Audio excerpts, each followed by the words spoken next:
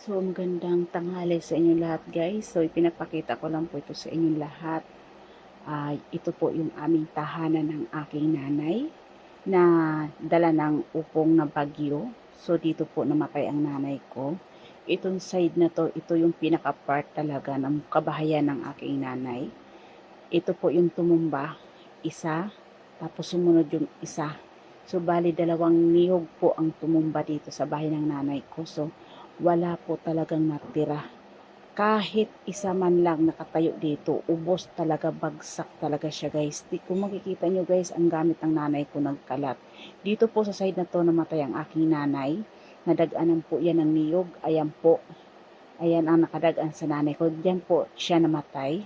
So, ang nanay ko na nakuha ng ate ko ng alas 7 ng umaga na nakaupo na bali yung dalawang tuhod, dalawang kamay, tapos may sugat sa ulo, malaking sugat sa ulo. Siguro yun, kinamatay niya talaga. Tapos bali yung likod niya sa pagkabagsak ng puno. Kung makikita nyo, ang gamit ng nanay ko nagkalat po. Ayan. Pero ang iba dito guys, kinuha ko na at pinalabhan ko na siya kasi gusto ko, bago mailibing ang nanay ko, malinis lahat ang gamit niya, na isang tabi na po siya. Ayan. Tapos ang nakakaawa pa dito guys, ayan, dalawang puno ang tumama sa nanay ko. Ditong side na talaga nito, dito. Ayan, mga Durabox ng nanay ko nasira. Ayan, lahat po yan warak po talaga. Ayan. Ang una-una na daganan dito po ay ang kapatid ko. Pero nailisa na po yung kapatid ko, nailisa na po yung nanay ko sa isang gilid na ligtas po. Kaso, ang problema po, siguro sa sobrang takot ng nanay ko, dahil sa sobrang lakas po ng hangin, siguro bumalik yung nanay ko at nagtago sa gilid ng bahay na ikinabagsak naman ang bahay at sinundan po ng puno ng niyog. Unang-una po dito, bago bumagsak ang bahay, kapatid ko ang nadaganan, pero pilit niyang makaligtas talaga. So iniisip niya nung nakaligtas siya, yung nanay ko, tumakbo na. Kasi nailisan niya na yung nanay ko sa isang gilid na malayo sa puno ng niyog. Kaso, hindi naman alam ng kapatid ko na bumalik pala ang nanay ko doon sa gilid ng bahay na ibinagsakan ng niyog. So, kampante naman sila. Kaso, pagdating ng alas 6, alas 7 ng umaga, pinaghanap yung nanay ko, hindi nila makita.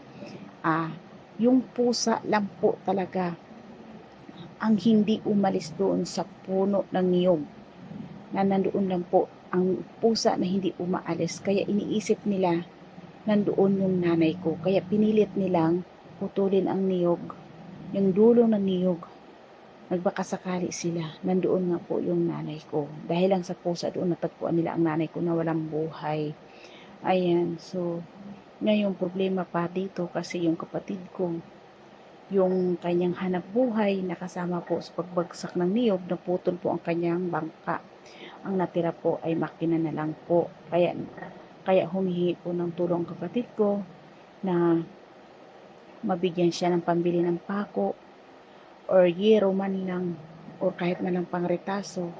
So isa po sa problema ko dahil walang-wala po ako talaga ngayon, dahil nga po ay nagkataon po na nabaon po ako sa utang sa pagbabayad sa loan sa bangko, dahil nga po nagpaumpisa po ako ng bahay ko na inunti-unti ko lang po na matapos yung bahay ko. Nagkataon lang po talaga na nabaon ako sa utang. So wala po talaga ako maitulong sa kapatid ko. May dumating naman po na tulong, kaso ang binigay lang po ay 2 yero at 2 plywood lang po. Sa ayuda naman sa pagkain, wala namang problema dahil okay naman po. Kaso yung sinasabi nila na tulong para sa pagpapatayo ng bahay, hanggang ngayon ay wala pa pong naibibigay. So nag-aantay lang po yung kapatid ko. Kaso nahihiya naman siyang tumira sa ate ko dahil iba talaga yung nakikita ka kasi may sarili kang bahay. Dahil isa sa hinahihiya niya talaga. So ito yung bahay ng kapatid ko na tinitirahan nila. Ayan, makikita mo po mayroon pang kubo-kubo na tinayo nila dyan kasi nandyan po yung mga gamit na nakatayo. Ito yung gamit ng nanay ko talaga. Warak talaga siya. Sipin mo kung makikita mo yung bangka na sa dulo guys. Putol yan. Ito pa yung pinagbintahan ng kambing. Kasi sabi ng kapatid ko, ibibinta yung kambing dahil gusto niya ibili ng bangka dahil wala nga siyang hanap buhay. So, ito po yung pinagbintahan ng kambing ko. So, Useless lang din naman po. Naputol po yung kabuhayan ng kapatid ko. Sira po yan. Kung makikita nyo guys, wala na po yung dulo. Ayan, putol po yan. Putol. Ayan. Putol siya. Pati yung katig niya, wala po. Makina na lang po ang natitira dyan. Kung makikita nyo guys, so dalawang puno. Yan ang bumagsak sa bahay namin. Kaya wala talaga matitira. Ubus talaga guys. Kung makikita nyo naman, ang sitwasyon guys. Hanggang sa dulo-dulo nito ng video ko guys, makikita nyo may mga bahay yan dyan. Wala na yung bahay dyan. Bumagsak na rin mga bahay dyan. Yung mga katabi namin, wala na po. So, bumagsak din po talaga. Ayan. Linis. Naubos yung mga bahay sa dulo. Ayan. Kung makikita nyo dyan guys, wala na. Yung dulo na bahay na yan guys, bumagsak rin po yan. Ayan. Mas malala pati dito yung sa amin. Kasi kung sa dyan lang po sa may baryo, okay lang naman na was out. Basta importante walang nasaktan po. Pero sa amin, ito talaga was out. Pero pati buhay ng nanay ko ay kinuha din. Tanggap ko pang mawala yung bahay, mawala na lahat. Wag lang yung nanay ko. So, wala naman po akong choice. Diyos na po ang nagdesisyon. Wala na po kami magagawa. Dahil talagang Diyos na ang kumuha sa kanya.